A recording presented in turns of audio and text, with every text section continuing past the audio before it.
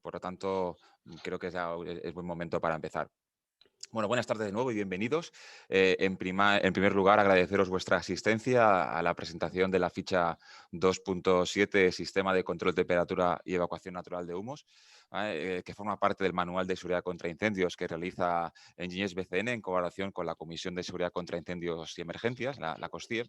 Mi nombre es Luis Rangel, soy colegiado y presidente de la COSCIE desde noviembre de 2020.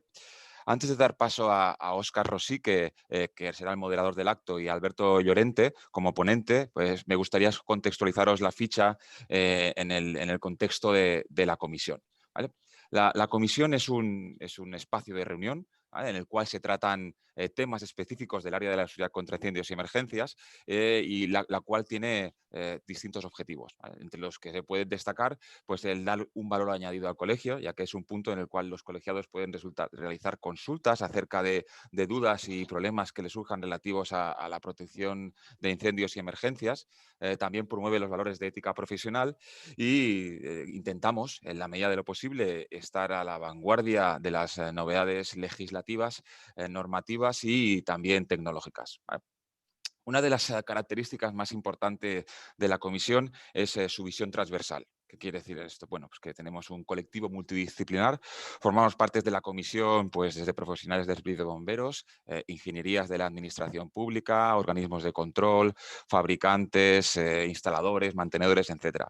En definitiva, la COSCIE tiene cabida todo aquel que puede aportar conocimiento en el ámbito de la protección contra incendios y de la gestión de emergencias. Esta composición permite que la comisión tenga una visión global, objetiva y intentando, bueno, que se intente alejar lo mayor posible de los intereses comerciales. La comisión realiza una reunión mensual, que en el contexto actual es a través de video streaming, donde se comentan y discuten temas de actualidad en la seguridad contra incendios. Dentro de la divulgación y el soporte que queremos dar a los colegiados, la comisión ha elaborado en colaboración con el colegio, el Manual de Seguridad contra Incendios, que pretende ser una herramienta útil para la consulta de los profesionales vinculados al sector de seguridad, ¿vale? Este manual es de libre acceso desde la web del colegio. En este marco es donde se encuentra la presentación de hoy. La ficha 2.7, sistemas de control de temperatura y evacuación natural de humos. Bueno, y sin más dilación, os dejo con Óscar Rosique y Alberto Llorente, no sin antes volver a agradeceros vuestra asistencia. ¿De acuerdo? Gracias. Muchas gracias, Luis, por la presentación y la introducción. Hola, mi nombre es Óscar Rosique, como coordinador del Manual de Seguridad de Contra Incendios de la COSCIE, a comentaros de que vamos a dar paso hoy a hablar de lo que es el sistema de control de temperatura y evacuación natural de humos relacionado con la ficha 2.7. ¿Vale? Tener en cuenta de que esta ficha ya forma parte de un paquete de manual de seguridad contra incendios en los que está incluido la parte activa y la pasiva, con lo que hoy entraremos junto a presentar lo que es la ficha 2.7 en cuanto a evacuación de temperatura, evacuación natural de humos, referente a la 2.7. Y la semana que viene haremos presentación, bueno, el mes que viene haremos la presentación de agua nebulizada con otra ficha, la 2.10, creo, precisamente. Esta presentación en principio viene dada por Alberto Llorente, es ingeniero técnico industrial, con gran experiencia dentro de lo que es la evacuación de humos y de temperatura, y la ficha viene con el soporte del grupo Prefire a la hora de poder realizarse. Evidentemente, esta presentación tardará sobre más o menos alrededor de 1 hora, y en la parte de chat que tenéis aquí puesta en la presentación podéis poner vuestras preguntas, que al final intentaremos resolverlas o abriendo micro o poder leer vuestras preguntas, y abriremos cámara para poder hablar y comentar un poco lo que es las dudas que puedan surgir sobre esta ficha. ¿De acuerdo? Ahora mismo, sin más dilación, daré paso a Alberto y que pueda aplicar la ficha perfectamente. ¿De acuerdo? Me desconecto el vídeo. Alberto, cuando quieras. Sí, hola, buenas tardes. Gracias, Óscar, gracias, Luis, por la introducción. Soy Alberto Llorente, soy ingeniero colegiado, ingeniero industrial, técnico industrial diplomado por la Politécnica de Cataluña, miembro de la comisión del Colegio de Ingenieros Técnicos de Barcelona. Y como dice Óscar, con más de 15 años de experiencia en el sector de la protección contra incendios, 7 de ellos desarrollando sistemas de protección activa de gases, agua nebulizada, etcétera, y los últimos 8 años dentro del control natural de humo y evacuación de control de temperatura y evacuación natural de humo. Como bien dice Óscar y Luis, es de resaltar la enorme labor que ha hecho el Colegio de Ingenieros en los últimos años para la elaboración de una serie de guías que permitan de una forma muy fácil, simplificada, de una forma muy accesible, introducirnos en estos tipos de sistemas de protección. En este caso, hoy ver la luz la ficha 2.7, sistemas de control de temperatura, que es un poco la parte que he estado desarrollando yo en los últimos 2 años y que un poco el objetivo que tiene es acercaros a cuándo hay que poner un sistema, cómo se calcula, tipos de sistemas y qué hay que tener en cuenta para tanto su diseño, instalación, uso y mantenimiento.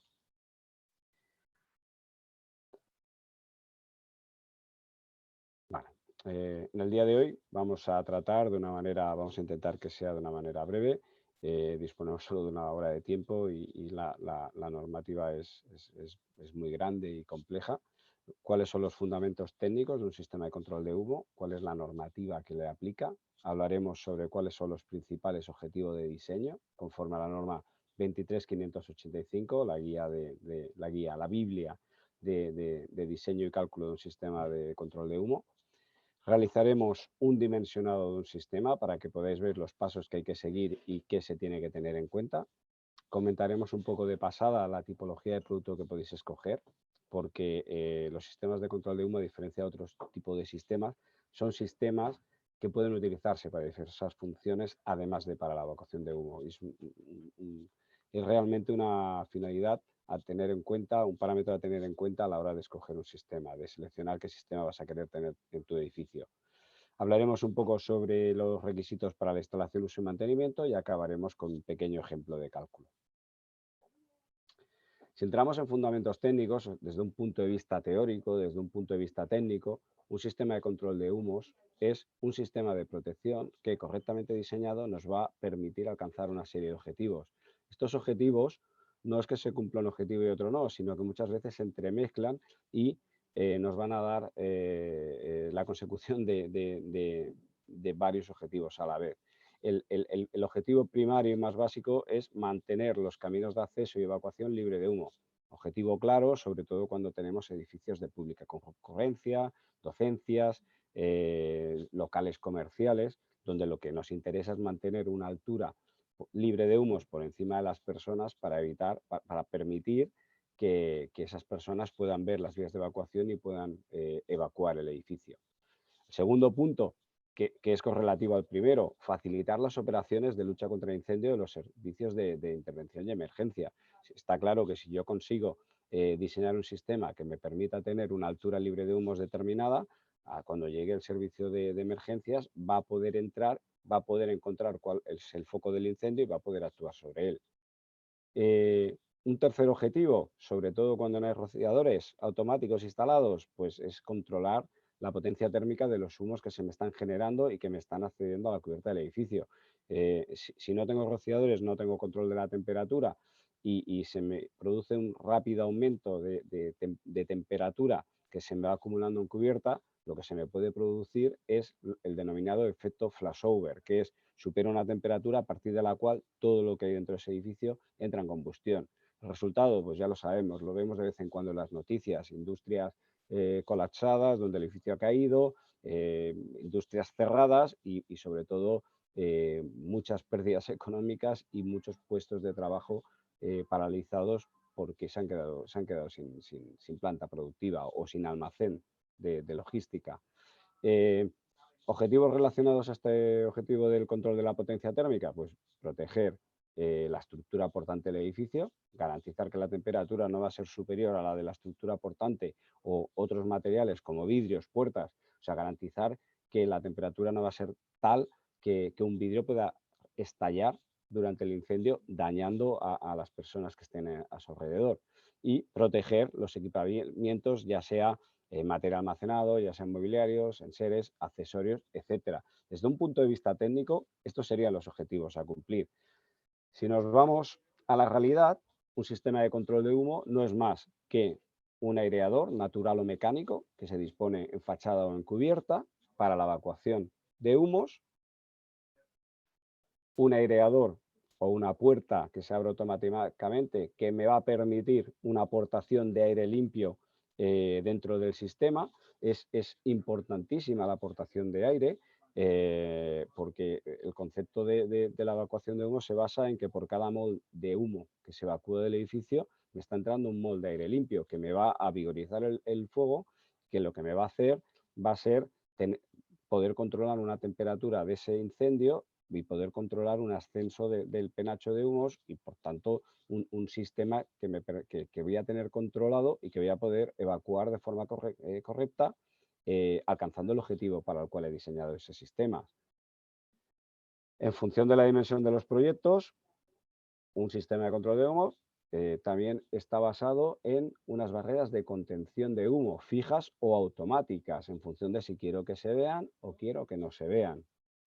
Eventualmente, si tengo zonas que no van a estar expuestas al fuego, como pueden ser oficinas pegadas dentro del sector incendio, pues puedo tener barreras de compartimentación, barreras irrigadas con una estabilidad al fuego EI 120, EI 180, dependiendo de la certificación del fabricante, que en caso de incendio lo que me van a hacer es sectorizar un sector del sector donde se produce el fuego y evitar que la radiación se traslade al otro lado de la barrera, ¿vale? Cualquier persona en el otro lado de la barrera, la irrigación me va a impedir que pueda producirse quemaduras en contacto con este tejido.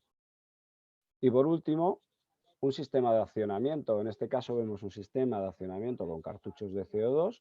También existen sistemas con cuadros electroneumáticos, sistemas con cuadros eléctricos, tipos de sistemas que pueden ser solamente para evacuación o pueden tener un control domótico, estando conectados a otros sistemas tipo SCADA, tipos KNX de los edificios y permitiendo un control no solamente en evacuación, sino también en la utilización diaria de este sistema.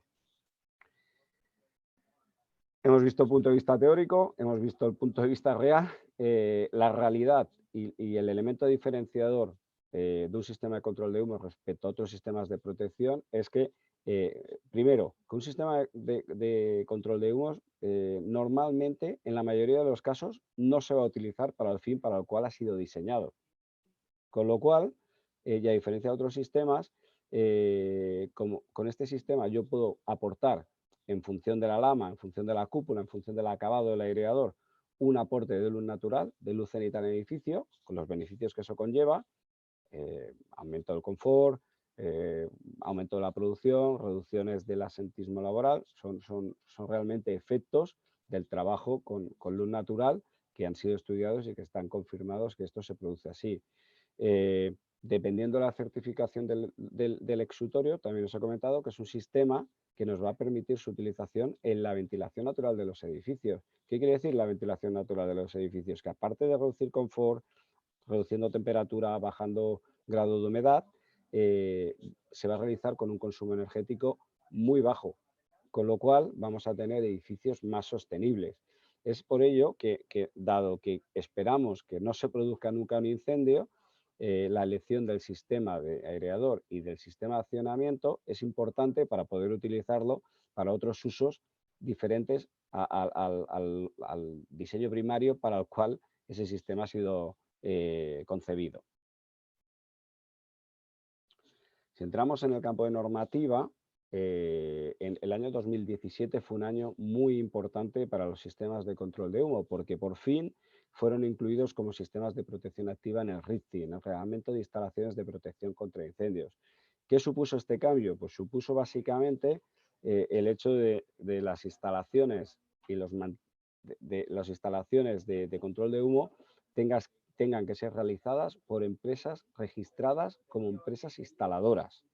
Adicionalmente, aquello de valorar un sistema conforme a una memoria de proyecto que te ha llegado se ha acabado, porque En el momento que tú tienes que instalar un sistema de control de humo, tienes que revisar que el cálculo que ha realizado la empresa X es correcto. Si tú no realizas esa verificación, realizas esa instalación y la instalación está mal calculada, tienes una responsabilidad. Estás asumiendo que ese cálculo erróneo es tuyo. Con lo cual, la responsabilidad de todas las empresas de control de humo es mucho mayor de la que teníamos antes de 2017. Adicionalmente, era habitual instalar este tipo de sistema porque te obligan a ponerlo, pero no se realizaba un mantenimiento porque no era obligatorio. Desde 2017 sí que es obligatorio y además no lo puede realizar cualquier empresa, sino que tiene que ser una empresa mantenedora registrada como mantenedora específica de sistemas de control de humo. ¿De acuerdo? A nivel de reglamento tenemos el Código Técnico de la Edificación en sus documentos básicos de seguridad contra incendio o el RSCE, Reglamento de Seguridad contra Incendios en establecimientos industriales, como veremos a continuación. Esos son los reglamentos que nos van a decir básicamente si tenemos que instalar un sistema de control de humo o no. A nivel de diseño y a nivel de instalación tenemos las Biblias, las normas que son la norma 1 y 23585, requisitos y métodos de cálculo para el diseño, para proyectar un sistema de control de temperatura y evacuación de humo, y la norma 23584, requisitos para la instalación en obra, puesta en marcha y mantenimiento de estos sistemas. Indicar que la norma de instalación actualmente está en revisión por parte del Comité Técnico número 23 de Tecnifuego, por lo que es previsible que en los próximos años se actualice y para adecuarla más a la tecnología, a las evoluciones de todos los fabricantes. Adicionalmente, en Cataluña tenemos las instrucciones técnicas complementarias que han sido elaboradas por los servicios de prevención y que básicamente son la SP112, que nos indica cuándo hay que instalar un sistema de control de temperatura y evacuación de humo en establecimientos industriales, la SP114, que nos marca las alturas mínimas libres que tenemos que dejar en locales de pública concurrencia en caso de incendio, y la SP129, que se refiere a establecimientos industriales con rociadores automáticos, con sistemas de rociadores automáticos. ¿Y cuándo debo disponer de un sistema de control de humo? Que es la pregunta que muchas ingenierías o muchos clientes se hacen cuando están desarrollando un proyecto. Pues bueno, va a depender, como hemos dicho, si es un edificio industrial o si es un edificio comercial, por ejemplo, un edificio público. Si vamos a un edificio industrial, el Reglamento de Seguridad contra Incendios en establecimientos industriales nos marca en función de si la actividad es producción o es almacenamiento, de la categoría de riesgo, si es riesgo intrínseco medio o riesgo intrínseco alto, y de la superficie construida, la obligatoriedad de tener un sistema de control de humo en nuestro edificio. Aquí veis básicamente lo que indica el reglamento en el capítulo 7. Por poner un ejemplo, si tengo una nave que tiene una actividad de producción, después de realizar la carga de fuego con los materiales que tiene almacenados más la maquinaria, se determina que es un riesgo intrínseco medio y además la superficie construida de ese recinto supera los 2000 metros, obligatoriamente tendré que disponer de un sistema de control de humo que obligatoriamente tendrá que venir calculado por la norma 23585 e instalado por la norma 23584. ¿Y qué pasa con si es una nave de producción, riesgo intrínseco medio y superficie inferior a 2000 metros cuadrados? El mismo capítulo 7 te viene a indicar que para esos casos será suficiente con disponer una superficie mínima aerodinámica de aproximadamente 0,5 metros cuadrados de aereador aerodinámico útil por cada 150 metros de nave, metros cuadrados de superficie construida. Aquí suele haber siempre discrepancias en la interpretación porque para nosotros, las empresas de control de humo, no concebimos que si el edificio hace 2005 metros tengamos que hacer un cálculo norma UNE y instalar una serie de aireadores y que si el edificio hace 1995 sea suficiente con a lo mejor instalar unos aireadores estáticos o una apertura en fachada, una apertura en cubierta. ¿Por qué? Porque entendemos que en cualquier caso de riesgo intrínseco medio y alto vamos a tener un fuego de consideración podemos tener un fuego de consideración, mejor dicho, con lo cual siempre es importante tener un sistema de control de humos que esté certificado, que haya sido instalado conforme a norma, con los requisitos que toca y que además sea mantenido. Si yo pongo cualquier otro tipo de sistema no certificado, lo que puede pasar es que como luego no tengo obligatoriedad de mantenerlo, llegado el momento ese sistema haya sido anulado o no funcione o no haya sido mantenido correctamente, etcétera, etcétera. Entonces, nosotros abogamos a que cualquier riesgo intrínseco medio o alto deba disponer de un sistema de control de humos. Si nos vamos a edificios no industriales, como decía, la normativa de aplicación es el Código Técnico de la Edificación en su documento básico de seguridad contra incendio, el DBSI 3. Este documento nos indica que para establecimientos de uso comercial o pública concurrencia, uso docente, residencial, administrativo, con superficie mayor de 1.500 metros, edificios multiplantas con atrios donde la ocupación exceda las 500 personas o bien donde esté prevista la evacuación de más de 500 personas a través del atrio, aparcamientos cuando no tenga la consideración de espacios abiertos, cajas escénicas donde además se tiene que proveer un telón de acero que separe la caja escénica de la platea y escaleras protegidas, Código Técnico marca que son escenarios donde debemos calcular un sistema de control de incendios conforme a la norma 23585. ¿De acuerdo? Entonces, una vez determinado si es necesario o no disponer este sistema, nos iremos a la norma de cálculo, a la norma de diseño, a la norma 23585 y miraremos cuál es el objetivo de diseño que tenemos que cumplir, como os he comentado. Hay ocasiones que el objetivo de diseño no es solamente uno, sino que pueden confluir varios objetivos. Es bastante sencillo determinar cuál es el objetivo a aplicar. Está claro que si tenemos un edificio público, docente, un pabellón, una biblioteca, un centro de convenciones, un local comercial, normalmente el método, el objetivo que tendremos que aplicar, que tendremos que garantizar es el de seguridad de las vidas. La seguridad, el intentar mantener una altura libre de humos por encima de las personas que permitan que las personas puedan evacuar. Aquí los materiales quedan en segundo término, lo importante es salvar a las personas. En cambio, si tenemos un almacenamiento logístico, si tenemos una nave de producción con almacenamientos a 5, a 3, a 8 metros, con maquinaria donde la ocupación no va a ser tan grande, en este caso también queda más o menos claro que el objetivo es la protección de las propiedades, o sea, mantener la capa de humo por encima de los materiales para que estos no puedan entrar en combustión con los humos, con la temperatura de los humos y de los gases que van ascendiendo, o bien evitar realmente que podamos tener un efecto térmico importante debido a la ignición de estos materiales que haga que nos puedan caer, por ejemplo, restos de materiales encima de las personas que estén evacuando estos almacenes. Existe otro objetivo que no es demasiado utilizado, pero que también puede tenerse en consideración, que es el de control de la temperatura de los gases.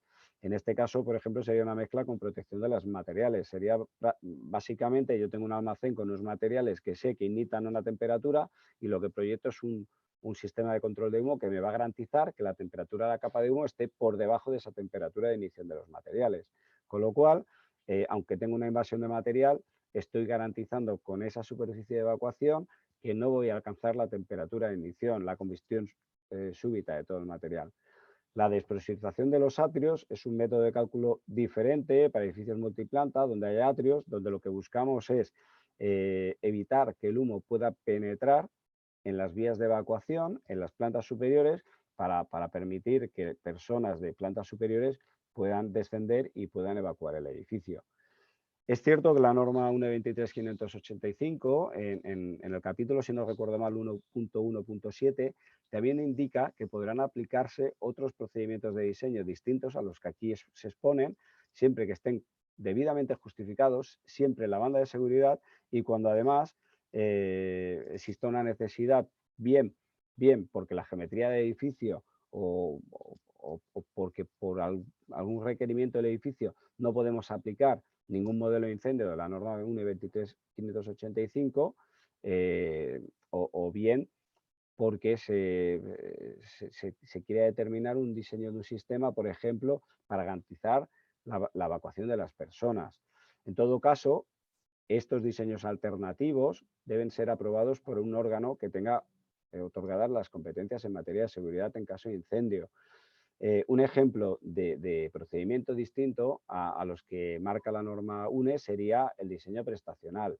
El diseño prestacional es una herramienta muy potente, muy importante, que cada vez más está mejor regulada. Hago mención, por ejemplo, a la guía de diseño prestacional recientemente elaborada por el clúster del Colegio de Ingenieros y que confiamos todos que se establezcan unos criterios claros de cuándo y dónde se pueden aplicar. Lo que no es de recibo es la mala utilización, la mala praxis de algunas empresas, básicamente, donde lo que han querido hacer es simplificar los sistemas de control de humo para obtener proyectos. Creo que cualquier técnico proyectista de cualquier empresa del sector de control de humos ha recibido en alguna ocasión una llamada por parte de un cliente diciendo quiero hacer un prestacional porque quiero ahorrarme un dinero. Esto no es utilizar un procedimiento de diseño alternativo, esto no es ni una llamada ni un procedimiento aceptable, porque en todo caso, como he dicho, ese procedimiento de diseño tiene que estar realizado en la banda de la seguridad. Si entramos un poco en, vale, ya hemos determinado que tenemos que disponer un sistema de control de humo y cogemos la norma UNE. ¿Y ahora qué? ¿Cómo interpreto la norma? Lo primero sería la recopilación de datos. No podemos realizar ningún cálculo si no tenemos datos fehacientes de qué se va a montar en aquel proyecto. Si va a tener rociadores automáticos, si va a tener un sistema de detección, qué tipo de sistema, barreras ópticas, detectores puntuales, si vamos a tener un apilamiento a 3 metros en suelo o si vamos a tener un almacenamiento a 15 metros, cuál es la altura de la nave, una serie de datos que necesitamos para poder proyectar. No es habitual, pero sí que hay veces que nos encontramos con proyectos que todavía están poco definidos y donde nos piden un cálculo y realmente es complicado realizar un diseño porque cualquier variación de cualquiera de los datos que no están precisados va a suponer una variación en la superficie aerodinámica que tenemos que instalar. ¿De acuerdo? Hemos recopilado los datos. Segundo paso sería ir al código técnico o al reglamento para confirmar si necesitamos de manera obligatoria diseñar un sistema de control de humo conforme a norma UNE 23585. A partir de aquí tendríamos que escoger cuál es el método de cálculo. Más que método de cálculo, aquí una pequeña rata sería cuál es el objetivo de diseño del sistema, como hemos visto. Como hemos comentado, pues local comercial, pues por ejemplo, seguridad de las vidas, almacenamiento, protección de los bienes. El siguiente punto sería verificar la presencia o ausencia de derrames en el riesgo a proteger, porque por ejemplo podemos tener dentro de un mismo edificio pues zonas bajo forzado, donde el humo en caso de incendio no va a evacuarse de forma directa, sino que va a tener un ascenso vertical, posteriormente horizontal, hasta encontrar una abertura por donde llegar a cubierta y poder evacuarse. Podemos encontrar, por ejemplo, plataformas de almacenamiento intermedias con varios niveles. Podemos encontrar oficinas dentro de un mismo sector que no estén sectorizadas, etcétera, etcétera. Tenemos que verificar porque es importante en el cálculo. Una vez tenemos ya los datos y hemos hecho lo que hemos comentado, vamos a dimensionar los depósitos. Cuando el incendio esté directamente debajo del depósito de humo, la superficie máxima del depósito de humo será de 2.000 metros cuadrados si vamos a instalar aireadores naturales. Adicionalmente, el ancho o el largo del depósito no sobrepasará los 60 metros. Si por el contrario vamos a utilizar un sistema de extracción forzada, la superficie de los depósitos podrá ser de hasta 2.600 metros cuadrados.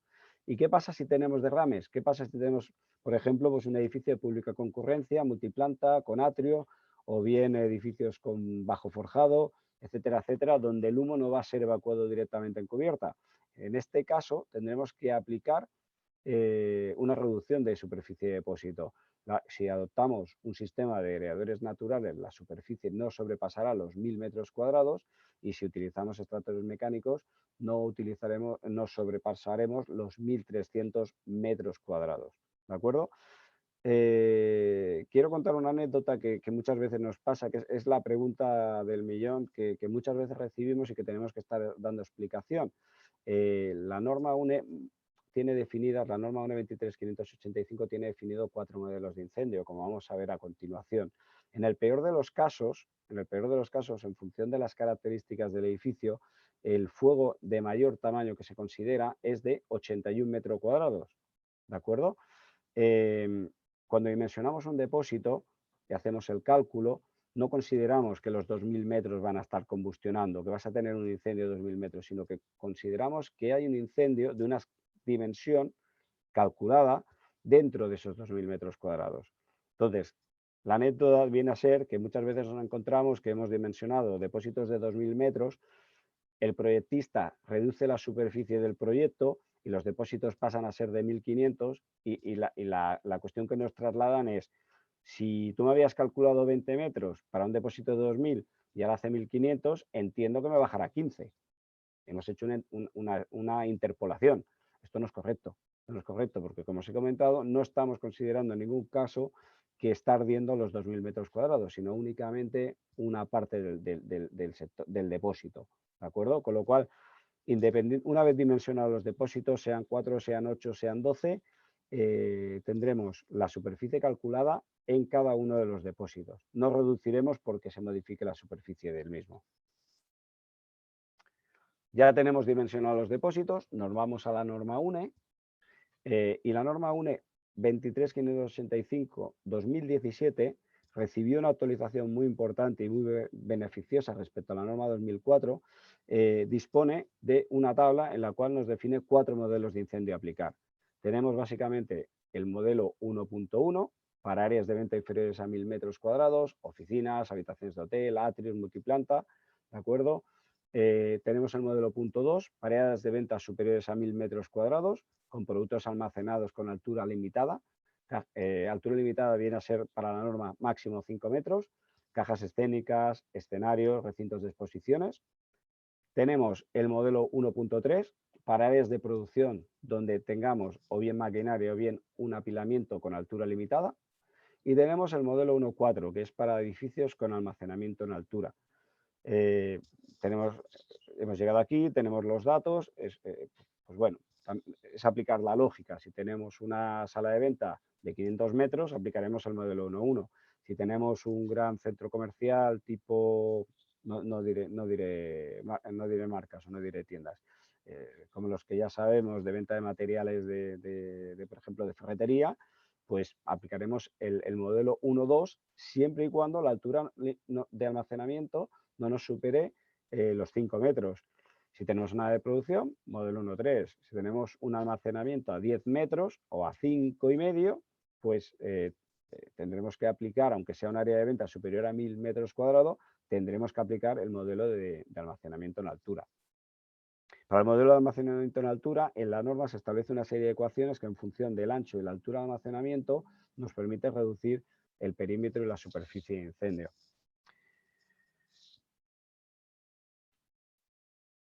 Lo bueno de estos modelos de incendio dispuestos en la norma UNE es que en base a la asistencia están diseñados especificados en base a la existencia no de un sistema de rociadores automáticos y en base a la altura crítica de almacenaje o al apilamiento de almacenaje de los productos. Para cada modelo de incendio, tú vas a la norma y una vez seleccionado vas a encontrar cuál es el área de incendio que vas a tener que aplicar en el cálculo, el perímetro de incendio que vas a tener que aplicar en el cálculo y el flujo de calor liberado que tienes que considerar en el mismo. Siempre tenemos que realizar al menos 2 cálculos. Un cálculo con una hipótesis de flujo de calor liberado bajo y una hipótesis con un flujo de calor liberado alto. Con ello, como veréis posteriormente en el ejemplo, lo que vamos a parametrizar es qué pasa si tenemos un fuego de pequeñas características, de pequeñas dimensiones y con un humo con baja temperatura, con lo cual necesitamos una superficie de evacuación grande para compensar y poder evacuar.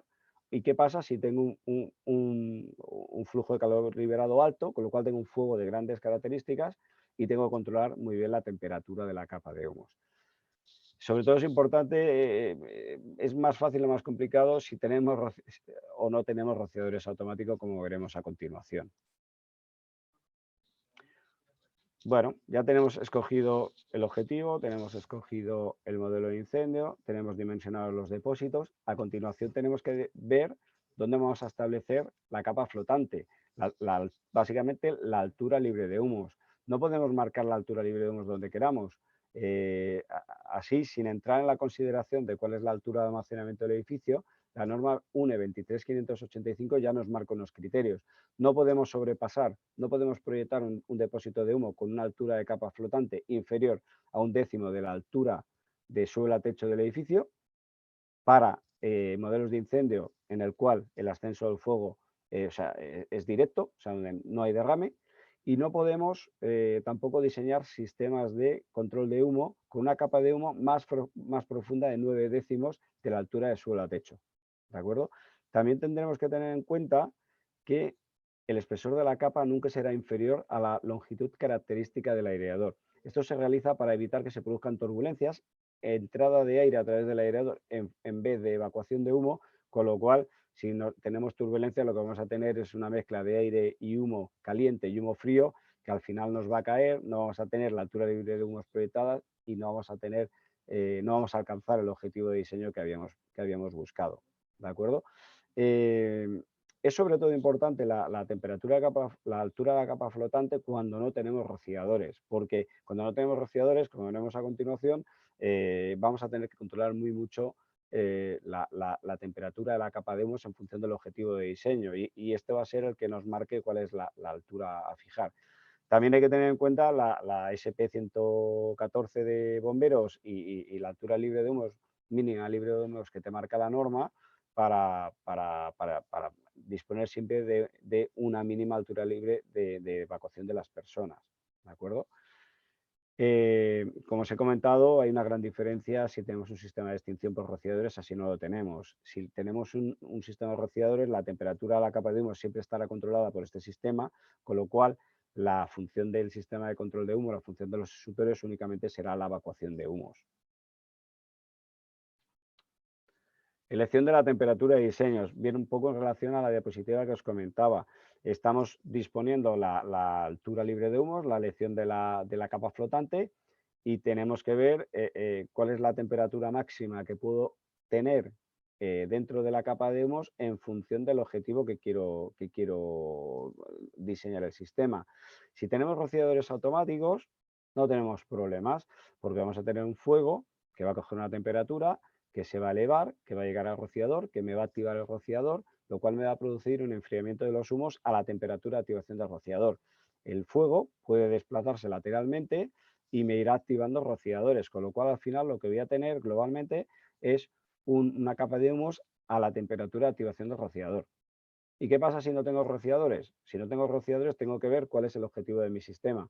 Si mi sistema es la evacuación de ocupantes, tendré que fijar una altura de capa de humo tal que me garantice que la temperatura de la capa de humos no supera los 200 grados cuando las vías de evacuación pasen por debajo del depósito de humo. ¿De acuerdo? Cuando el objetivo es la protección de los materiales, de los bienes, la temperatura de la capa de humos no podrá sobrepasar los 550 grados. En este punto, para la norma, es un punto en el cual se produce una combustión súbita de todo el material que es conocido como efecto flashover, que al final viene a producir el colapso de la estructura, el colapso del edificio. ¿De acuerdo? ¿Y qué pasa? ¿Qué pasa cuando estoy realizando un diseño de una nave que no tiene rociadores y tengo una temperatura de capa de humo que está por encima de los 200 o por encima de los 550? Nuestro deber como empresa proyectista es indicarle a esa ingeniería, indicarle a ese cliente que en ese caso el sistema de control de humo no es capaz de satisfacer todos los requisitos que marca la normativa UNE.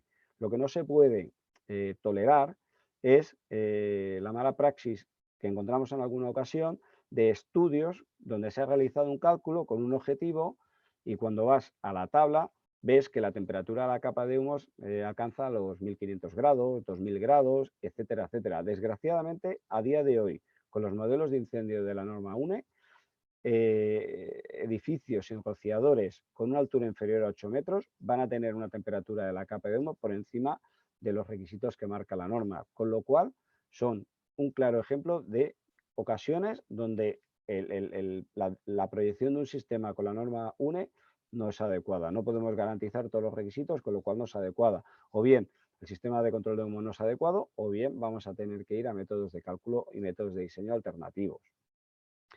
Indicar también que esta temperatura de diseño de la capa de humo es importante y se tiene que tener en cuenta en la elección del aireador que vamos a disponer para asegurar una correcta actuación. ¿Qué vengo a referir? Los aireadores, la mayoría de aireadores del mercado están certificados para actuar a una temperatura de hasta 300 grados. Entonces, ¿y qué pasa si mi cálculo alcanza los 400 o los 450? Siempre y cuando yo diseñe un sistema y garantice que antes de que la capa de humo alcance esa temperatura, yo ya habré actuado en los exutorios, con lo cual ya los voy a tener abiertos y ya los voy a tener ejecutando su misión, no tengo ningún problema. El problema es que tengo una capa de humo por encima de esa temperatura y no garantizo un protocolo de actuación para la actuación de los rociadores, con lo cual al final, cuando yo quiera abrir los exutorios, no me van a actuar porque realmente habrán entrado dentro de la combustión. No habrán combustionado porque son materiales que en ningún caso tienen que participar en la combustión, en el desarrollo del incendio. Pero sí que es cierto que es posible que los pistones o los motores neumáticos eléctricos que equipan no funcionarán como debieran, no funcionarán conforme a su diseño original. Y una vez tenemos todo realizado, como os comentaba, cuando veíamos las fotos, es tan importante la evacuación de humo como la aportación de aire. Para la aportación de aire podemos considerar dos tipos de aportaciones. Aportaciones de aire que se producen en parte baja de la fachada, bien por aireadores certificados que se instalan en la fachada, bien sea por puertas que pueden automatizarse y abrirse en caso de incendio.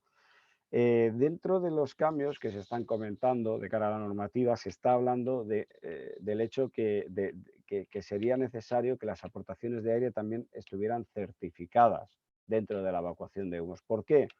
Porque la utilización, por ejemplo, de una puerta automática nos supone que estamos introduciendo dentro del sistema de control de humo un elemento que no está certificado para el control de humo y que no se requiere un mantenimiento, al igual que el resto del sistema. Entonces, no podemos garantizar con el paso del tiempo cuál va a ser el estado de la puerta. O, por ejemplo, no podemos garantizar que el día que haya un incendio, esa puerta no esté obstruida, por ejemplo, por un camión que está cargando o descargando material. Entonces, un poco en el avance normativo, seguramente la aportación de aire tendrá que ser por aireadores certificados. Hasta el momento no, hasta el momento es aceptado el tema de puertas. ¿Y qué pasa si tengo varios depósitos? Si tengo varios depósitos de humo separados, como veíamos, por barreras de contención, yo voy a poder utilizar los aireadores que tengo en un depósito anexo para la aportación de aire del depósito donde tengo el incendio. ¿De acuerdo? La norma 1.23.585 en su versión 2017 estableció una mayor definición respecto a qué se consideraba depósito adyacente respecto a la versión de 2004. Aquí vemos dos ejemplos de proyecto. En la parte izquierda de la pantalla podéis ver una nave con 4 depósitos de humo, una nave cuadrada, 4 depósitos de humo, donde cada depósito de humo tiene 2 depósitos de humo adyacente que nos permiten la aportación de aire. El mínimo a aplicar en un cálculo es una relación, como os comentaba, 1 a 1. Un mol de gases, un mol de humo que sale, un mol de aire limpio que entra. A partir de aquí podemos mejorar esa relación. Si tenemos el ejemplo de la nave de la izquierda, podemos aplicar una relación de 1 a 2. Si tuviéramos más depósitos o si tuviéramos adicionalmente aireadores en fachada o puertas, podríamos mejorar esa relación. Hay que indicar que pasar de una relación 1 a 1 a 1 a 0 o a 1 a 2 mejora, o sea, nos reduce la superficie de evacuación, pero a medida que vamos aumentando la aportación de aire, llega un momento que por mucha aportación de aire que dispongamos, la superficie de evacuación ya no varía, queda allí marcada, ¿de acuerdo? Y si tenemos una nave rectangular, como la podéis ver a la derecha, con 3 depósitos de humo, podemos ver claramente que únicamente el depósito de 2 tiene 2 depósitos adyacentes. El depósito 1 y el depósito 3 solamente tienen 1, con lo cual la relación a introducir en el cálculo será una relación de 1 a 1. Es posible que en un proyecto podamos tener depósitos con relaciones 1 a 1, depósitos con relaciones 1 a 2 y depósitos con relaciones 1 a 3. Como al final lo que estamos proyectando es que en caso de incendio se tengan que abrir todos para aportar aire al depósito de al lado, generalmente lo que se suele realizar es establecer una única relación de aportación de aire, evacuación de humo para todos los depósitos dentro de un mismo proyecto.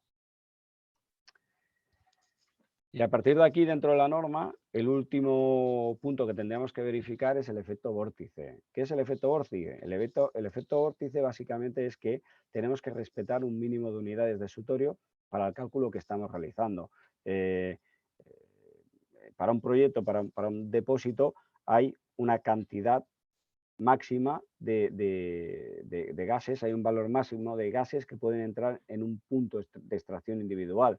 Si intentamos aumentar esa cantidad de gases que entran en ese punto, lo que nos va a pasar es que se nos va a generar una turbulencia, con lo cual el objetivo para el cual hemos diseñado el sistema no nos va a funcionar. Con lo cual, la norma establece una serie de ecuaciones donde nosotros podemos, para unos datos determinados y un aireador de unas dimensiones determinadas, determinar cuál es el mínimo número de puntos de extracción que tenemos que disponer.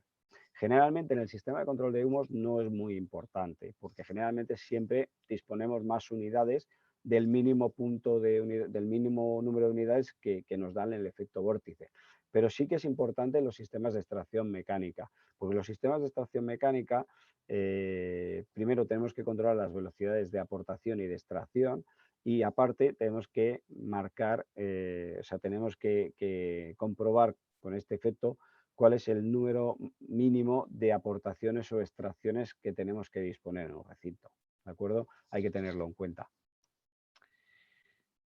En este momento tendríamos, si hubiéramos hecho el cálculo y todo esto que os he explicado lo trasladáramos a una macro, a una aplicación, a una hoja de cálculo, tendríamos básicamente ya un área, una superficie útil de aerodinámica, una superficie útil de evacuación que tenemos que disponer en cada depósito de humo para poder garantizar el objetivo de diseño que hemos prefijado.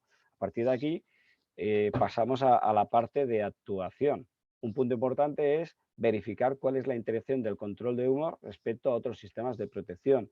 Lo que no es de recibo es diseñar nuestro sistema sin tener en cuenta los otros sistemas de protección, ya que entre ellos, si esto no se tiene en cuenta, se puede mermar total o parcialmente su eficacia, su efectividad. Con lo cual, tenemos que establecer protocolos de actuación que nos permitan garantizar la correcta activación, la correcta actuación de todos los sistemas. Si nos vamos a un sistema donde no tenemos, por ejemplo, rociadores automáticos o donde el objetivo era la evacuación de las personas, la activación del sistema de control de humo está muy clara. A señal automática de la detección, el sistema tiene que abrir. Lo que tenemos que garantizar es una evacuación de temperatura, una evacuación de calor y una altura libre de humos. ¿De acuerdo? En cambio, si tenemos un sistema de rociadores automáticos, que puede ser un sistema de rociadores automáticos de respuesta normal, respuesta rápida, SFR, CMSA, pues es un ejemplo de sistema donde el objetivo de diseño es la protección de los materiales y favorecer las operaciones de lucha contra incendios. Si los aeradores están certificados para su uso diario en ventilación, a señal de la detección tenemos que enviar una señal al sistema para que automáticamente cierre los aireadores.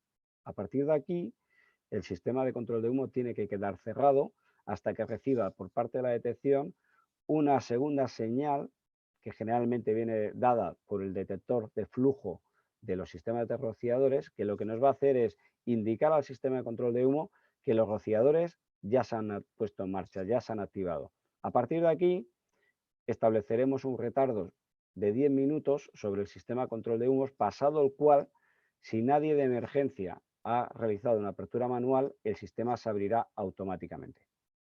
De esta manera, dentro de la interacción con la detección y con los rociadores, hemos garantizado a través de la detección, primero, la activación del rociador y segundo, la evacuación del humo y de la temperatura. Por ejemplo, este protocolo es el que queda recogido en la SP 129 de los servicios de emergencia de Cataluña. Es solamente para rociadores de respuesta rápida, respuesta normal. Cuando tenemos rociadores SFR, que es un tipo de rociador especial de extinción con un caudal de agua mucho mayor, generalmente con forma normativa el objetivo es extinguir el incendio. Entonces, y proteger los bienes y los materiales. Lo que se suele realizar es, si a señal de la detección, si el sistema está abierto en ventilación, el sistema de control de humo está abierto a ventilación, se recibirá una señal para que automáticamente cierre. A partir de aquí, el sistema de control de humo queda inactivo para ser operado manualmente por bomberos en el momento que ellos consideren. Puede ser que a la llegada de bomberos haya personas dentro del edificio y consideren que tienen que abrir para poder tener visibilidad y entrar para por ellas. Puede ser que el sistema se opere una vez se garantice que el incendio ha estado extinguido. Tenemos la superficie, tenemos el protocolo de actuación y ahora nos tocaría elegir el exutorio. Como os comentaba, la elección del exutorio tiene una vertiente técnica y una vertiente,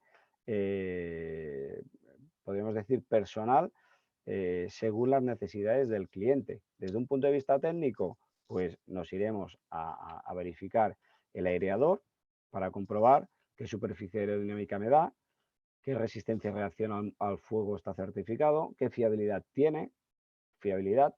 O sea, podemos tener un aireador certificado a 300 ciclos para su uso únicamente en evacuación de humo, o podemos tener un aireador certificado a 10.000 ciclos para su utilización en ventilación diaria. La resistencia a bajas temperaturas, como os decía antes, para garantizar que nos va a actuar en todas las condiciones.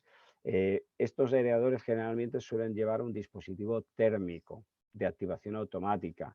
Ese dispositivo de activación automática se tendrá que escoger, se tendrá que seleccionar una temperatura de fusible que cuando hay rociadores al menos esté 40 a 50 grados por encima del rociador para impedir que el dispositivo térmico del aireador pueda abrirme el exutorio y hacer que el rociador no se active correctamente.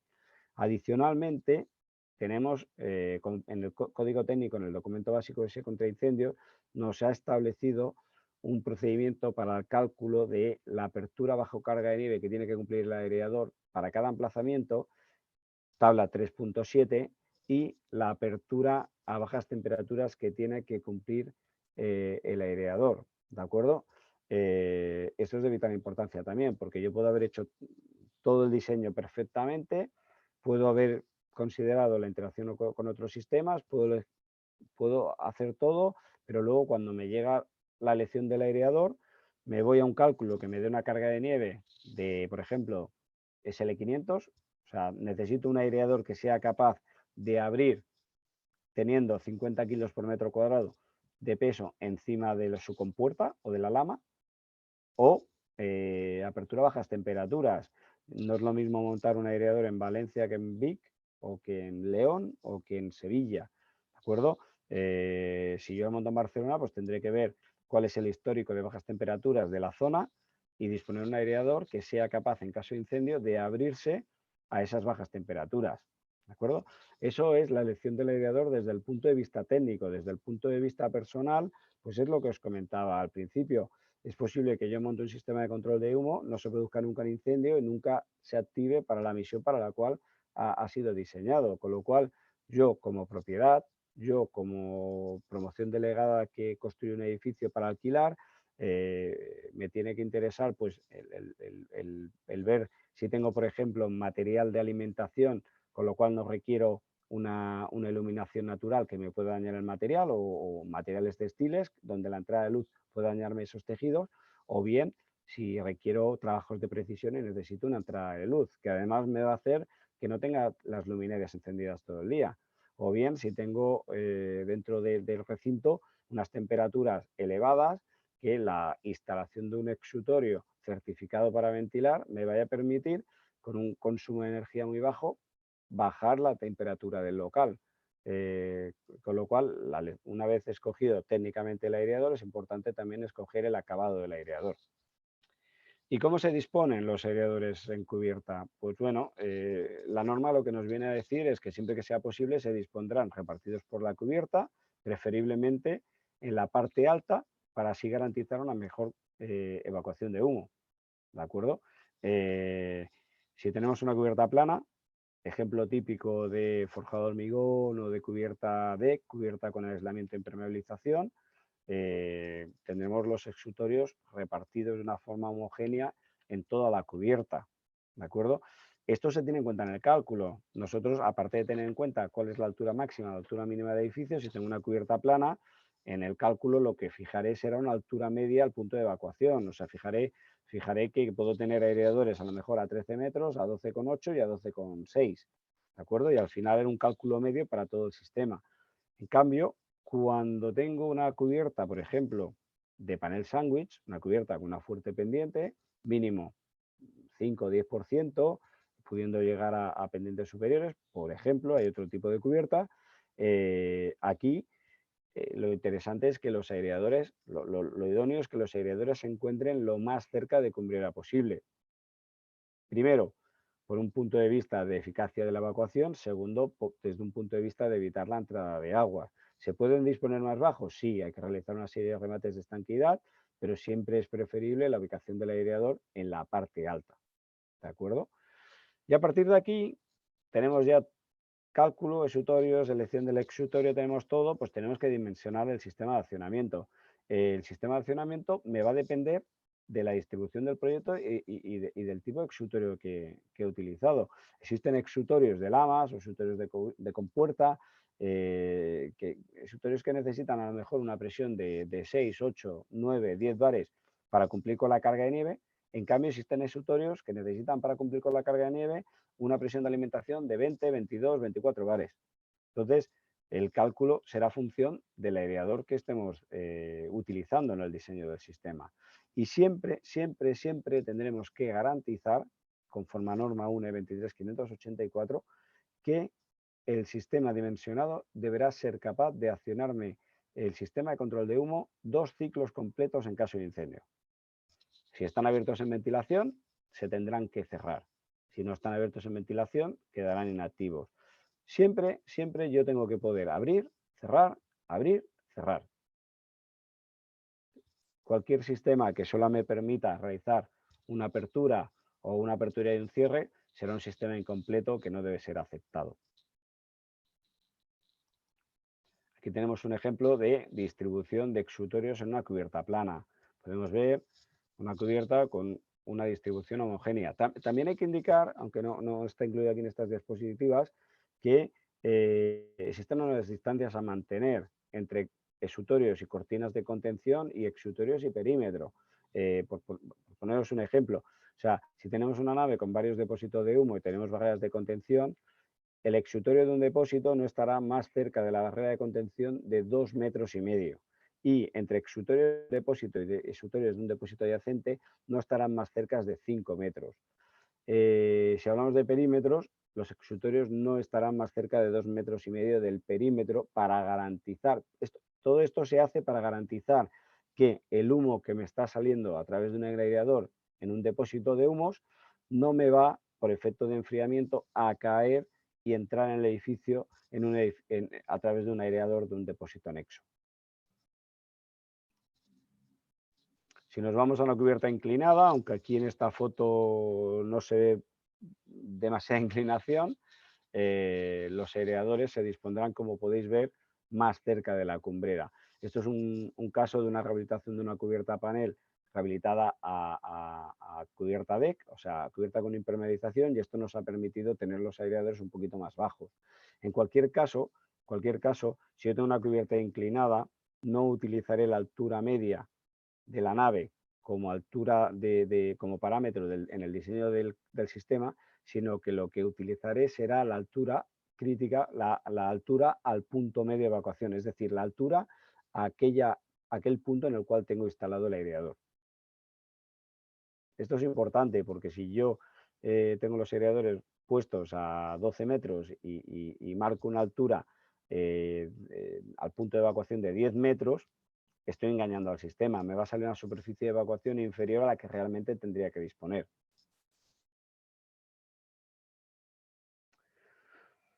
Si entramos un poco en tipología de sutorio, tenemos muchísimas gamas de sutorios.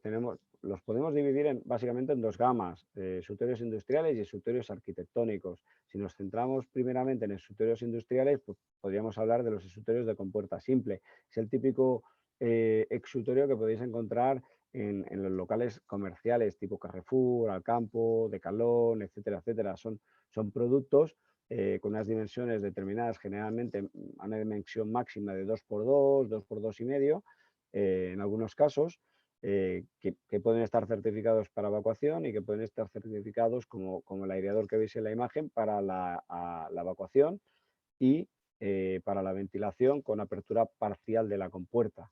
¿De acuerdo? Esto que veis en las esquinas se llaman deflectores. Son unos accesorios que entran dentro de la certificación del exutorio y que si tú lo dispones, el mismo aireador garantiza una superficie aerodinámica mayor que si no tiene deflectores. ¿De acuerdo? Nosotros hacemos un cálculo y determinamos que estamos haciendo un cálculo con deflectores, esto tiene que quedar reflejado en el informe de diseño, porque nos encontramos a veces que se ha realizado un diseño y al cabo de unos años llegas a la nave a hacer un mantenimiento y los deflectores o nunca se instalaron o han desaparecido. Bien porque se ha roto algún deflector y no le han dado importancia, porque realmente hay un desconocimiento sobre qué es esta esquina o sobre qué es este bafle que podemos encontrar. Si necesitamos cálculos mayores, superficies de evacuaciones mayores, podemos ir a exutorios de doble compuerta. En el anterior veíamos un aireador con cubierta abovedada, aquí vemos un aireador con carpintería de aluminio, totalmente estanco, con juntas de estanquidad y en este caso con un acabado plano de policarbonato. ¿De acuerdo? No hay aireadores mejores que otros, hay aireadores más idóneos para el proyecto en el cual estamos trabajando. Estos son aireadores todos de cubierta. Aquí tendríamos un tercer ejemplo de aireador, que es un lucernario integrado, en el cual podemos disponer de aireadores de doble compuerta integrados dentro de la estructura del lucernario. Sería otro ejemplo de integración de la evacuación de humos y la ventilación en la iluminación natural del edificio. También tenemos equipos de lamas que se pueden instalar en este caso tanto en cubierta como en fachada. Existen equipos de diferentes características y con diferentes coeficientes de aislamiento térmico. Podemos tener lamas de policarbonato, lamas de aluminio, aisladas, sin aislar, lamas de policarbonato 10-16, lamas de vidrio. Bueno, la ventaja que te da un aireador de lamas frente al de compuerta es que se adaptan mejor a pendientes con fuerte inclinación y que además cuando están abiertas la incidencia del viento sobre la compuerta es nula. Es nula porque quedan embebidas dentro del zócalo.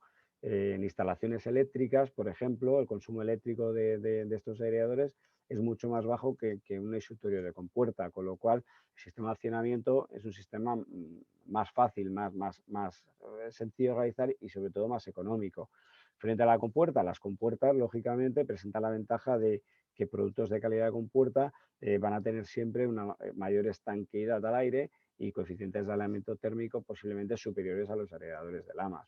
Volvemos a lo mismo, no hay un aireador mejor que otro, hay una aplicación más idónea para un tipo de aireador.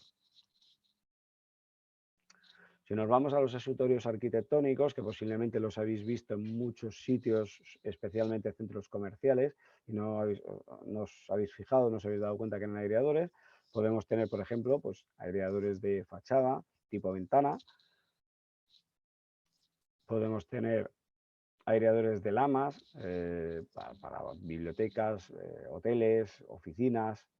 Todos este tipo de productos, la diferencia es frente a los aireadores industriales, sobre todo es el acabado estético, es que la ventaja de que generalmente tienen rotura de puente térmico, muchos de ellos tienen doble certificación, están certificados tanto como aireador como ventana, y la estanquidad al aire en este caso ya no es mejor o peor, sino que la estanquidad al aire es total. Existen algunos modelos, como este por ejemplo, que adicionalmente están certificados a impactos, con lo cual pueden ser muy adecuados para su utilización, por ejemplo, en pabellones deportivos.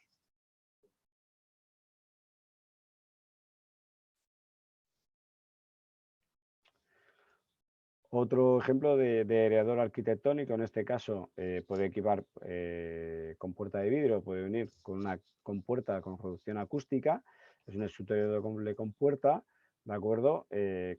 Como os comentaba, la ventaja de este producto es que te garantiza una ausencia de entrada de ruido exterior al interior y una ausencia de ruido interior que se emite al exterior. Existen modelos que alcanzan 44, 46, incluso 49 decibelios de reducción acústica. Son escritorios que no veis, pero que muchas veces están instalados en las cajas escénicas de los teatros o en auditorios, centros de convenciones, etcétera, etcétera. Tenemos otro ejemplo de un aireador, en este caso de cubierta,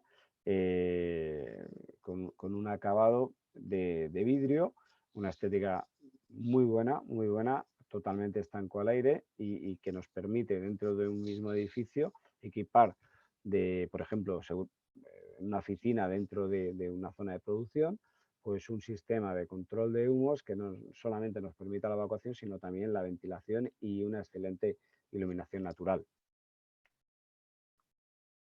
Otro ejemplo de aireador de vidrio instalado, en este caso, en un acristalamiento. Es normal, si vais a centros comerciales o algunos hoteles, que los atrios de los edificios podamos encontrar dentro de los acristalamientos de vidrio entremezclados aireadores para el control de humo, para el cual han sido diseñados. Y por último, el último tipo de aireadores que podemos encontrar son los extractores mecánicos, como podéis ver aquí. La diferencia frente a un aireador natural es que en este caso disponemos de un motor, con lo cual disponemos de un caudal de extracción de humo o de aportación de aire, con lo cual son sistemas que en determinadas ocasiones pues pueden ser, por ejemplo, en edificios con una altura muy grande, donde puede haber una capa de mucho espesor, con mucha estratificación, pueden ser más adecuados que los naturales realmente para poder extraer de manera forzada el humo y poder revertir el desarrollo del incendio que hemos tenido dentro del proyecto. Habíamos acabado con la elección del aireador, habíamos acabado con el diseño del sistema conforme norma 1 y ahora viene la instalación. Si hemos realizado un correcto dimensionamiento del sistema, pero hacemos una instalación inadecuada del mismo, no vamos a alcanzar los objetivos de diseño. Es por ello que la instalación de un sistema de control de humo debe considerarse como una parte fundamental en este procedimiento, en este paso final para la instalación. La normativa de referencia para el diseño del sistema de control de humo, en este caso, es la norma 23584. Como os decía, desde la inclusión de los sistemas de control de humo dentro del RICI, la instalación debe ser llevada a cabo por una empresa certificada que esté registrada para la instalación de este tipo de sistema. Esta instalación no solamente tiene que ser conforme con la norma UNE, tiene que ser conforme con las instrucciones del fabricante, tiene que cumplir además con las reglamentaciones local y nacional, con las especificaciones de diseño que se hayan considerado en el cálculo, en el dimensionado del sistema. Y los accesorios que se instalen deben ser conformes con el diseño del proyecto.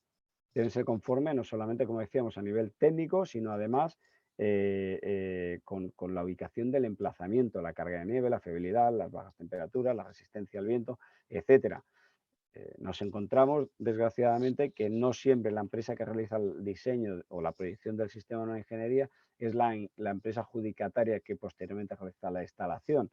Con lo cual, como os comentaba, desde la inclusión de los sistemas de control de humo en el RICI, aquello de valoro una memoria y lo instalo porque la ha calculado X empresa, no me vale.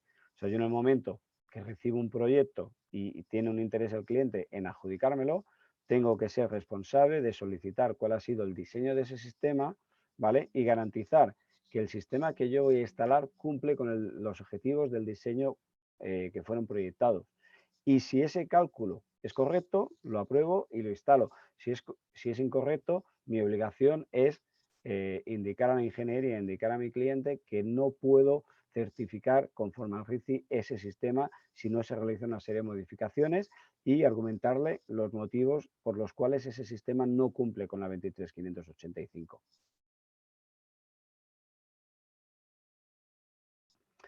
Tengo que asegurar también durante la instalación, muchas veces es muy fácil, es muy sencillo distribuir en un plano CAD los extrusorios dentro de una cubierta. Proyectar que vamos a tener un hueco de una distancia de hueco entre correas, que vamos a tener una distancia, etcétera. La realidad es que cuando llegamos a la instalación nos encontramos a veces que existen elementos estructurales que nos pueden producir obstrucciones. Si voy a tener a menos de 1 metro de distancia por el interior o por el exterior cualquier elemento estructural, tendremos que revisar el cálculo que se ha realizado porque tendrá que ser considerada esa obstrucción y sobredimensionar el sistema para compensarla. ¿De acuerdo? A la vez, tengo que asegurarme que la ubicación del aireador no me vaya a producir una descarga de humo y calor que me vaya a incidir sobre otro elemento estructural o sobre cualquier otra instalación adyacente. Lo que no puedo consentir es diseñar un sistema que me vaya a evacuar un calor y una temperatura y un humo que me vaya a dañar otra instalación. ¿De acuerdo? Una vez yo he terminado con toda la instalación, esta no será puesta en marcha hasta que no se realicen las pruebas de puesta en marcha que se indican en la norma 23584 en presencia de mi cliente y preferiblemente en presencia de la propiedad. ¿De acuerdo? Si se realizan las pruebas, se realiza un checklist y tanto el cliente como la propiedad indican que la instalación es conforme con lo que se le había proyectado, se certifica la instalación. Entra a partir de aquí, perdonad que bebo un poquito de agua. Entramos a partir de aquí en un punto del procedimiento que es muy importante, que es el de la formación, información y documentación. Una vez hemos puesto en marcha el sistema, debemos suministrar a nuestro cliente, al propietario, al usuario final del establecimiento, cuáles son las instrucciones de instalación, mantenimiento y utilización de ese sistema. Esa documentación tiene que incluir obligatoriamente el informe de recepción del sistema, los planos de ingeniería, los datos de diseño del sistema, para que posteriormente pueda verificarse que no hay cambios en el mismo, los procedimientos y frecuencias de operaciones de mantenimiento conforme al RICI y conforme al fabricante, a las instrucciones del fabricante, los manuales de operación, o sea, el manual de usuario, y el libro de registro del sistema. ¿Qué es el libro de registro del sistema? Pues básicamente es un libro donde vamos a tener que ir anotando todos los mantenimientos que se hacen a ese sistema para garantizar que el sistema va a estar siempre durante toda su vida útil en perfecto estado de conservación y funcionamiento. Si nos vamos al RICI, las operaciones de mantenimiento son trimestral. Cada 3, cada 6, cada 9 meses, esas operaciones pueden ser realizadas por el usuario de la instalación. Tiene una empresa que tiene un departamento de mantenimiento o bien una empresa que tiene una persona designada para el control de los sistemas de protección y cada 3 meses realiza una serie de comprobaciones. Pues comprueba que no hayan colocado obstrucciones por delante o por detrás de los escritorios. Pues vamos a, por ejemplo, a aireadores de aportación de aire, que luego se le apila material por dentro o por fuera, si hay cualquier modificación de la instalación, tabiques, aperturas, cambios de posición de máquinas, de mobiliario, pues tendrá que registrar esos cambios y comprobar que el sistema no se ve afectado. A partir de aquí tendrá que verificar que el cuadro está conectado, que las baterías están en funcionamiento, que llega a una alimentación neumática o eléctrica, revisar que la presión del calderín es la adecuada, que es la de diseño, si el calderín y el compresor no tienen purga automática, pues purgar el agua del compresor para evitar que la humedad nos vaya a producir daños, averías en el sistema de los pistones de los extrusorios y básicamente una inspección visual. A los 6 meses tendremos que realizar además una comprobación de funcionamiento de todos los sistemas y es recomendable realizar una limpieza de componentes. Nos encontramos muchas veces que como esto es un elemento instalado en cubierta, pues ¿para qué se va a limpiar? Entonces, ¿para qué se va a limpiar? Comprobamos, pues, por ejemplo, en zonas cercas del mar que se producen averías y cuando subes te encuentras restos de comida, restos de huesos que han depositado las aves. En algunas ocasiones encuentras incluso nidos encima de los exutorios. Te encuentras entradas de agua y cuando te llaman y vas a verificar, resulta que todos los canales de evacuación de agua del exutorio están obstruidos. O sea, como cualquier cosa en este mundo, requiere una limpieza, un pequeño mantenimiento. A los 9 meses es la misma revisión que a los 3. Estas 3 revisiones, como os hemos dicho, la puede realizar el usuario final. La revisión anual, una vez al año, tiene que ser realizada por una empresa mantenedora que esté registrada como instaladora mantenedora de sistemas de control de humo. Esa empresa lo que va a coger es coger toda la documentación de proyecto, el diseño que se ha realizado, el manual de usuario, etcétera, etcétera. Va a comprobar que el diseño que se realizó continúa siendo válido, que no ha habido cambios de actividad, cambios en el almacenamiento, que no han bloqueado una puerta que se había considerado para aportación de aire, etcétera, etcétera, y cualquier cambio lo va a registrar. Adicionalmente, va a hacer pruebas de funcionamiento del sistema y pruebas de interacción del sistema con los sistemas de rociadores y con los sistemas de la detección. En el caso de sistemas con barreras de contención, pues se comprobará también que las barreras continúan en perfecto estado, que no hay holguras, que no se han roto algunos perfiles. Es habitual en zonas de almacenamiento pues, que una persona con la cajetilla elevadora, poniendo un palet, dañe la cortina y la cortina quede rota, con lo cual no ejecuta su función de contención de humo. Pues este mantenimiento tiene el objetivo de verificar que el sistema de protección de control de humo está en perfecto estado de funcionamiento. Eso es, conforme al RICI, el mantenimiento que se tiene que hacer, pero tenemos, como hemos dicho, el sistema de control de humo puede utilizarse únicamente para la evacuación de humo, pero puede utilizarse para la ventilación diaria. Existen componentes que se utilizan como fuente de energía principal o secundaria del sistema, como puede ser, por ejemplo, los compresores, que necesitan un mantenimiento propio en función de las horas de utilización. No podemos pretender pasar el mantenimiento de un compresor al mantenimiento anual que te venga a hacer la empresa certificadora, porque la empresa mantenedora, porque si tenemos un compresor que utilizamos muchísimo, varias veces al día, pues a lo mejor al cabo de 3 meses se requiere un cambio de aceite. No podemos esperar, como pasa con un coche, a llegar al año y llevarlo al taller para cambiarle ese aceite o para revisar la holgura de las correas, por ejemplo. ¿De acuerdo? Entonces tenemos que tenerlo en cuenta. ¿De acuerdo?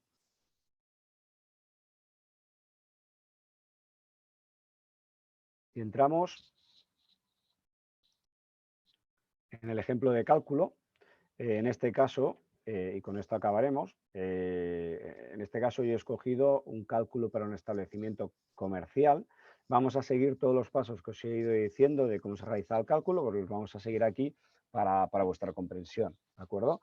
En este caso, ese establecimiento comercial que yo os digo, los datos que nos pasan es que tenía, se trata de 2 sectores de incendio. Un sector de incendio es una sala de ventas que tiene una superficie de 2.850 metros cuadrados, que según el RSCA está catalogada como riesgo medio, donde la altura media de evacuación de la cubierta, en este caso es una cubierta plana, son 7 metros, 7 metros de altura, no 7 metros cuadrados, perdón, donde la cubierta es una cubierta deck y la distancia entre correas es de 2 metros, que se dedica a la venta de material deportivo y que está equipada con un sistema de rociadores en techo, donde además nos dicen que es de respuesta rápida con activación a 68 grados. Además, dispone de un sistema de detección conforme a la EN54. En el mismo recinto tenemos un pequeño almacén que tiene 540 metros cuadrados, conforme al RSCA está catalogado como riesgo medio. La altura de la cubierta es exactamente la misma que la sala de ventas. En este caso, la actividad no es un almacenamiento a pequeña altura, sino tenemos un almacenamiento en altura tenemos un almacenamiento a mayor altura de material deportivo en cajas de cartón sobre estanterías. Tenemos el mismo sistema de rociadores y detección. Adicionalmente, solicitamos cuál es la altura de almacenamiento, el ancho de almacenamiento y comprobaremos si hay derrames o no hay derrames. En este caso os anuncio que el ejemplo escogido en la sala de venta tenía una zona de forjado bajo entreplantas. En la parte superior había unas oficinas sectorizadas. Y el cliente nos pide que para él utilizar las puertas existentes para la aportación de aire no le es interesante porque, claro, si hubiera una falsa alarma, las puertas se abrirían, con lo cual, hasta la llegada de los servicios de seguridad, cualquier persona podría entrar y robar dentro del recinto. El almacén, la altura de almacenamiento, como os decía, es un poco superior, en este caso tenemos 5 metros. Hemos recopilado los datos. Como os había explicado, a continuación confirmamos si es necesario diseñar e instalar un sistema de control natural o forzados. Vemos, conforme al Código Técnico de Edificación, que la sala de ventas, la cual dispone de una superficie superior a 1.500 metros, es obligatorio disponer de un sistema de control de humo conforme norma 23585, pero sin embargo, para el almacén, conforme al Reglamento de Seguridad contra Incendios, en el capítulo 7, como os comentaba, por la superficie que tiene, inferior a 800 metros y a 1.000 metros, perdón, y la carga calorífica, es un riesgo de tipo medio, no es necesario con diseñar un sistema que cumpla con la UNE, sino que es suficiente con disponer una superficie mínima aerodinámica de 0,5 metros por cada 150 metros de superficie construida. A partir de aquí nos vamos a seleccionar el objetivo de diseño del sistema. En este caso, como decía, sala de ventas, el objetivo es claro. Es un edificio público a concurrencia donde lo que queremos es evacuar a las personas, lo que queremos es un objetivo de seguridad de las vidas. El objetivo del sistema va a ser mantener una visibilidad, permitir la evacuación de las personas, mantener la visibilidad para facilitar la intervención de los servicios de emergencia, para poder actuar sobre el foco y de retruc, ¿no? Un poco también, pues, salvaguardar el edificio. Nunca queremos que, lógicamente, la actividad se vea afectada, el producto almacenado, que no tengamos que tirarlo y reducir los daños de la estructura portante que pueda producirse por el humo o el agua durante la extinción.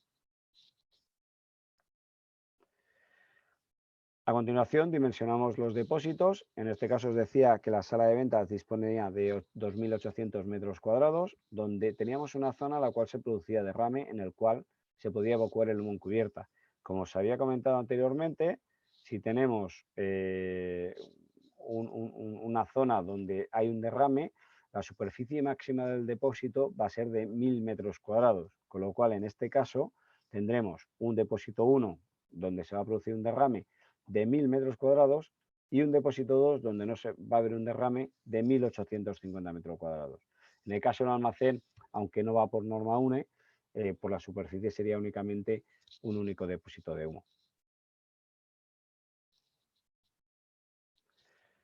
A continuación, siguiente paso, seleccionamos el modelo de incendio. Veíamos la tabla con los 4 modelos de incendio, pues en este caso, sala de venta con una superficie superior a 1.000 metros cuadrados, nos vamos al modelo de incendio 1.2. ¿De acuerdo? Superior a 1.000 metros cuadrados con productos almacenados con altura limitada. Veíamos en la recopilación de datos que la altura del establecimiento era 3 metros. La altura de almacenamiento dentro de la sala de venta era 3 metros. Si nos vamos a la norma UNE, al modelo de incendio 1.2, como os decía, nos va a definir para un incendio con rociadores una altura máxima de 5 metros y entonces de esta tabla vamos a sacar cuál es el área de incendio que tenemos que aplicar, 20,25 metros cuadrados. Recordad lo que decía del incendio, o sea, no tenemos un incendio de 1.000 metros cuadrados o de 1.850, sino que tenemos un incendio debido a las características de la actividad que se realiza allí de 20,25 metros cuadrados y un perímetro de incendio de 18 metros.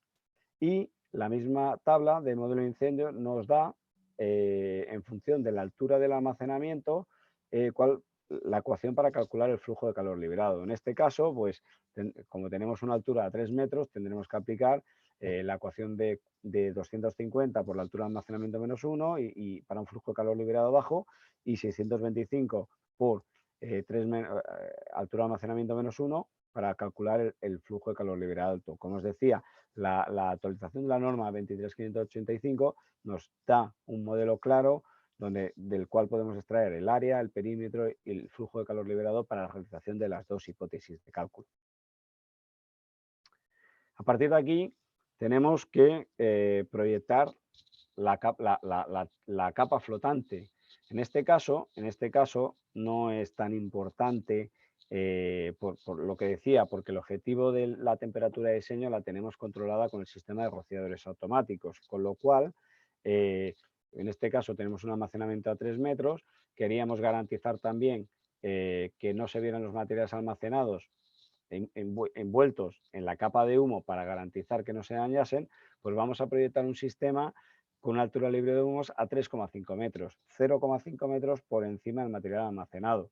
Si fuéramos a la SP129 con un sistema con rociadores automáticos, esta SP nos permitiría invadir material, pero en este caso tendríamos material envuelto en la capa de humo y por otro lado, esto también podría ser un inconveniente a la hora de perder almacenamiento para el cliente final, ¿de acuerdo?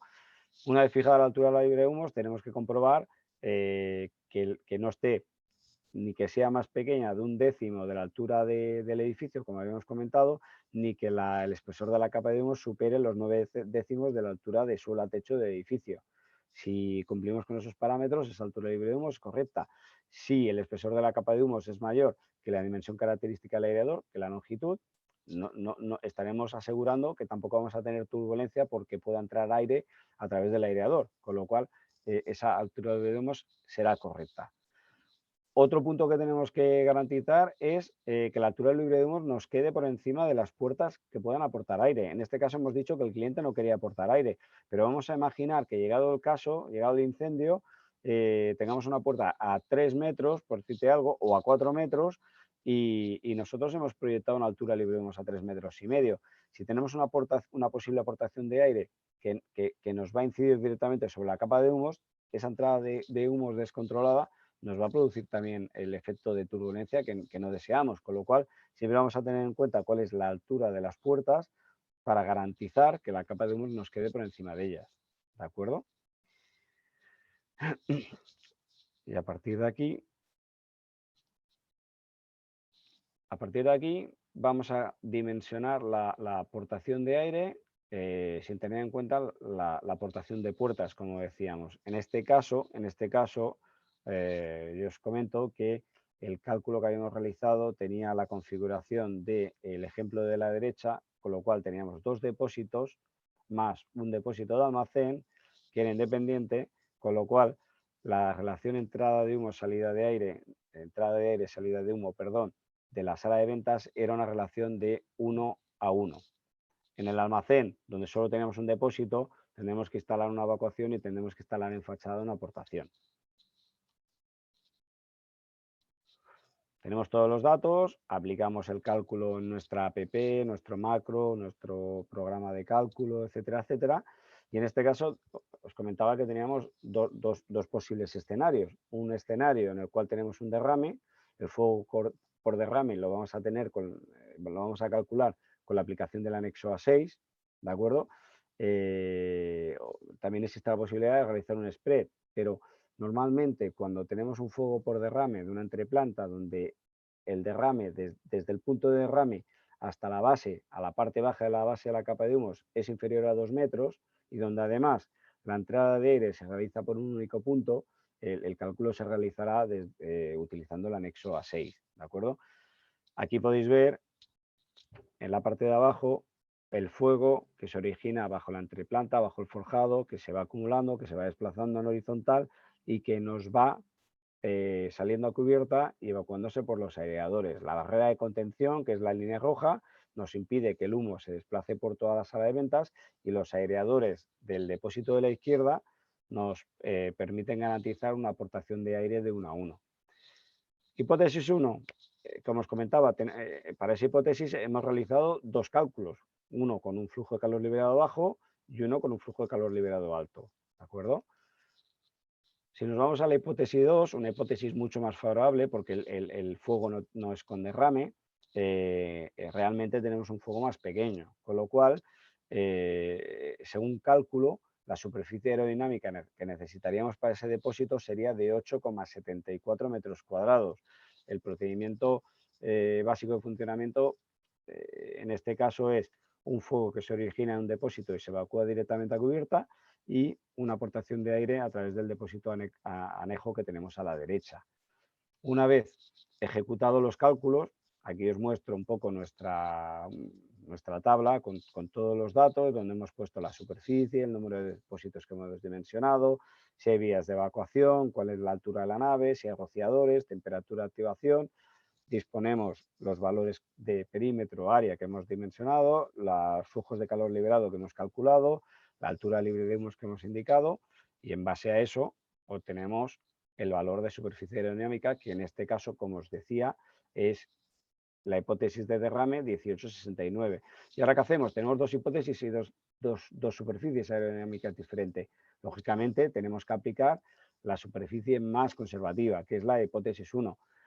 Sería disponer en el depósito de 1000 metros 18,69 metros aerodinámicos de aireador, y si queremos garantizar la relación 1 a 1 que habíamos dispuesto en cálculo, tendremos que disponer 18,69 metros cuadrados aerodinámicos de aireador en el depósito anejo. ¿De acuerdo? Tenemos calculado el sistema y nos vamos al siguiente paso, como os decía, elección del aireador. Lo primero es la elección técnica del aireador.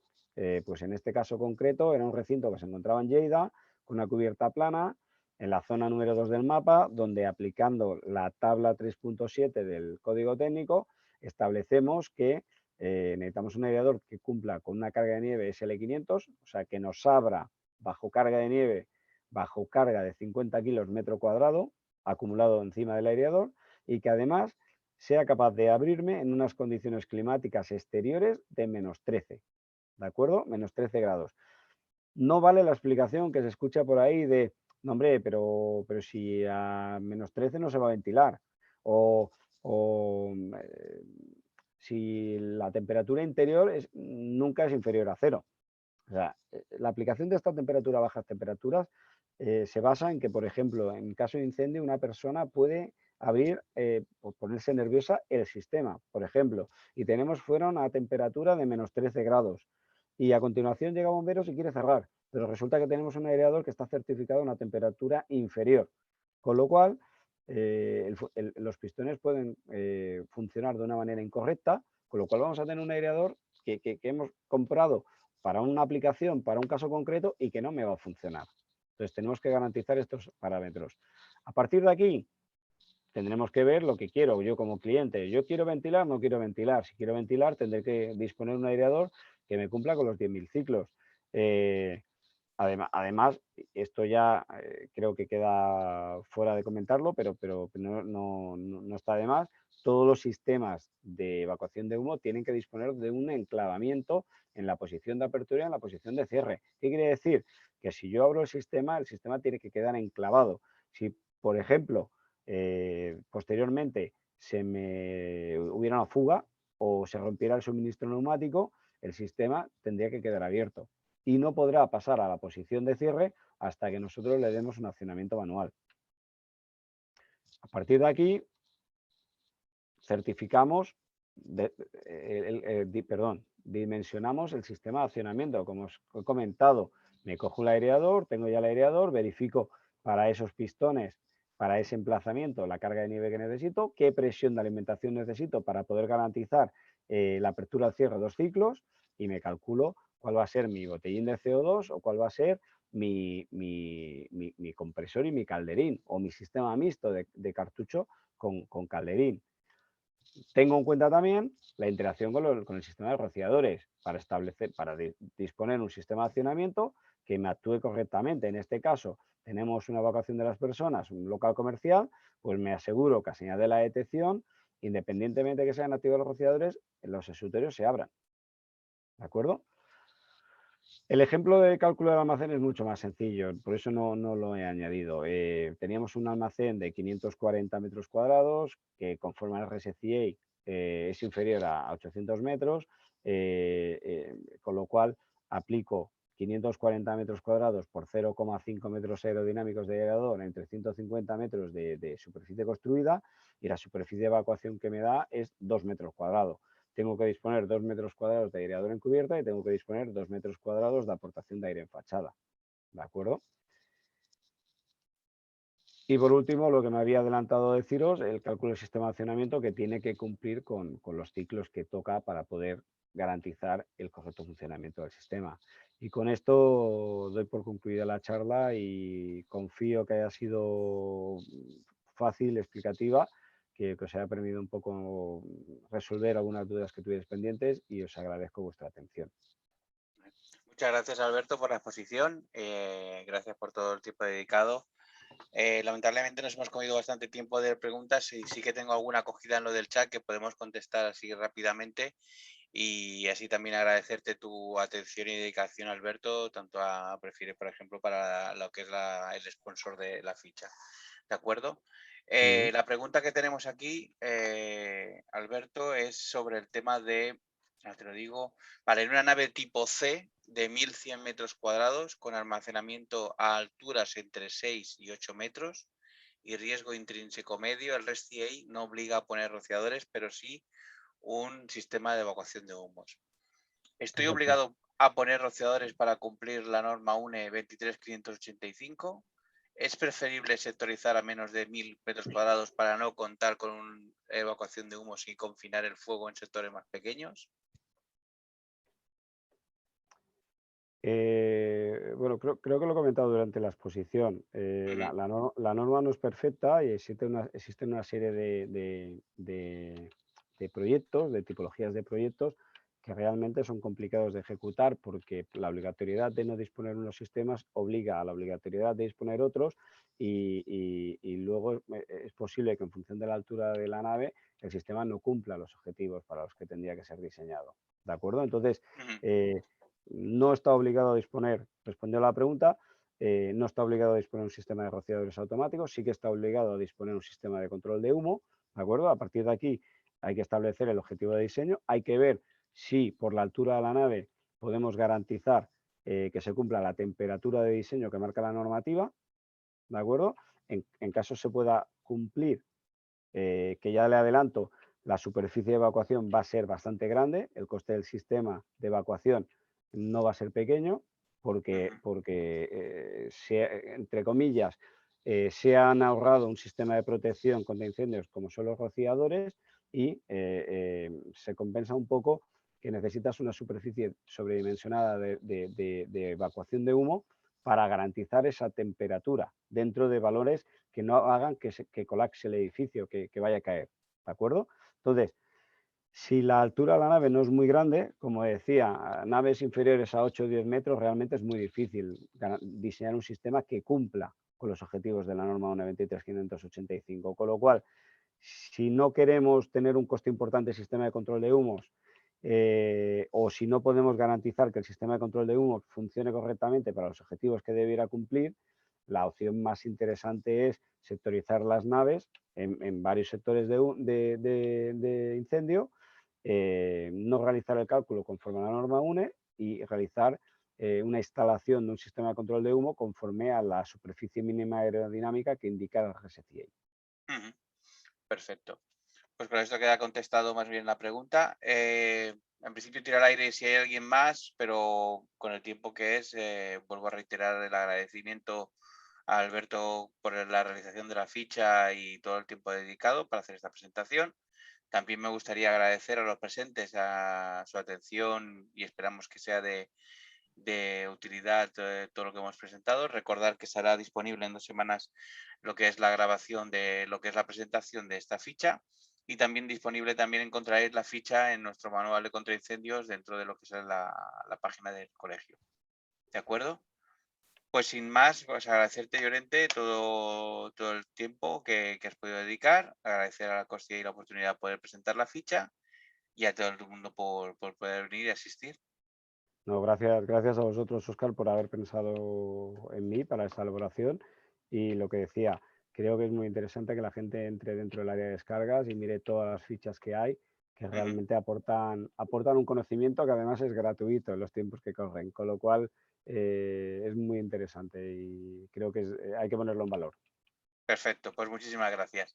Y Un nada, y saludo. buena tarde y que vaya bien todo e ir con cuidado. Igualmente. Hasta luego. Muchas gracias, Alberto.